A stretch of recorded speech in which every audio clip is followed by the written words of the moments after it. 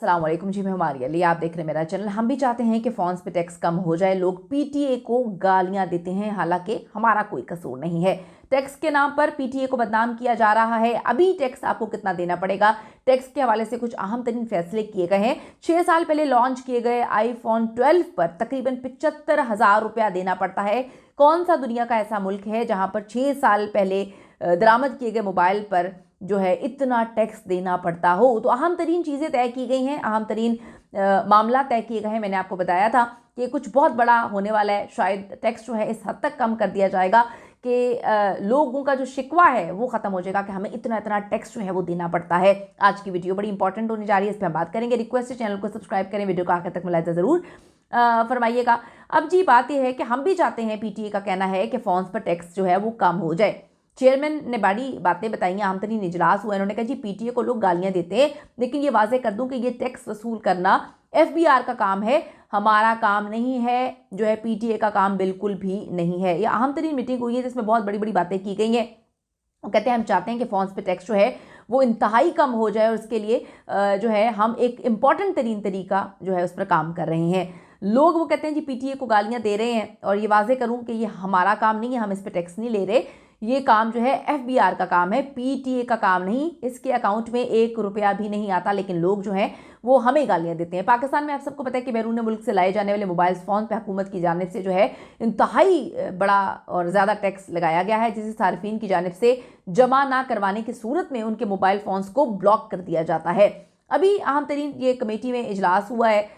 Committee इजलास में बहुत सारी चीज़ें जो हैं वो तय की गई हैं। अब देखें, इस पर काम कर रहे हैं कि किस हद तक टैक्स होना चाहिए। इतना टैक्स तो नहीं होना चाहिए कि बंदा जो है उसकी जेब भी हल्की हो जाए, यानी कि मोबाइल की कीमत से ज़्यादा आपको टैक्स अदा करना पड़ रहा है, और जब आप टैक्स अदा नहीं करते तो आपके फ़ोन्स को ब्लॉक कर दिया जाता है। अक्सर लोगों के पास जो है फिर इसी तरह के मोबाइल चल रहे होते हैं।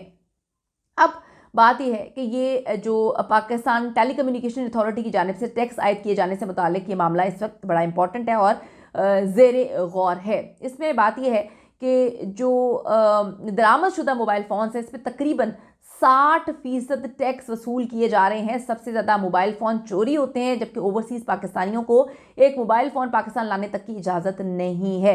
तो ये जो कासिम अली गिलानी है, इन्होंने दरामदशुदा मोबाइल फ़ोन्स पे आयद बेतहाशा टैक्सेस से मुतालिक कहा कि जो स्मार्टफोन है या आईफोन जो अब एक लग्जरी है, लग्जरी नहीं बल्कि ज़रूरत बन चुका है, इस पर बहुत ज़्यादा पीटीए टैक्स आयद किया जाता है, जो अब लोगों की कुव्वत ख़रीद से बाहर हो चुका है।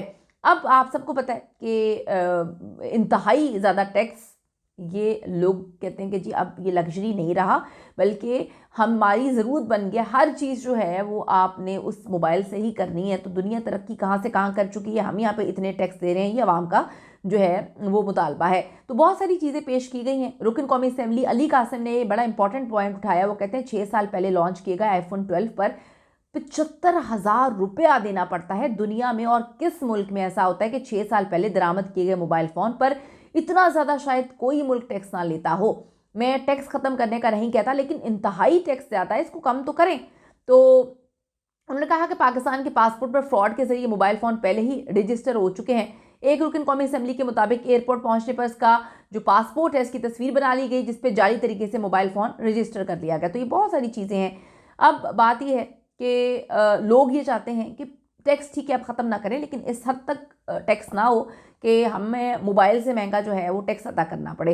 उन्होंने बहुत सारी चीज़ें हैं जो हैं वो क्लियर की। उन्होंने कहा कि जी बात यह है कि जो पीटीए ने जवाब दिया, उन्होंने कहा मकामी नेटवर्क पर पहली मरतबा आने वाला मोबाइल जो है वो 60 रोज़ बाद बगैर रजिस्ट्रेशन इस्तेमाल किया जा सकता है। इसके बाद सार्फिन को रजिस्ट्रेशन करवानी पड़ेगी और एफबीआर ड्यूटी या टैक्स अदा कर सकते हैं, या आर्जी रजिस्ट्रेशन के तहत एक डिवाइस को हर दौरे के लिए 120 रोज़ के लिए बगैर ड्यूटी या टैक्स अदा किए जा सकते हैं, जो है सिम के साथ जोड़ा जा सकता है।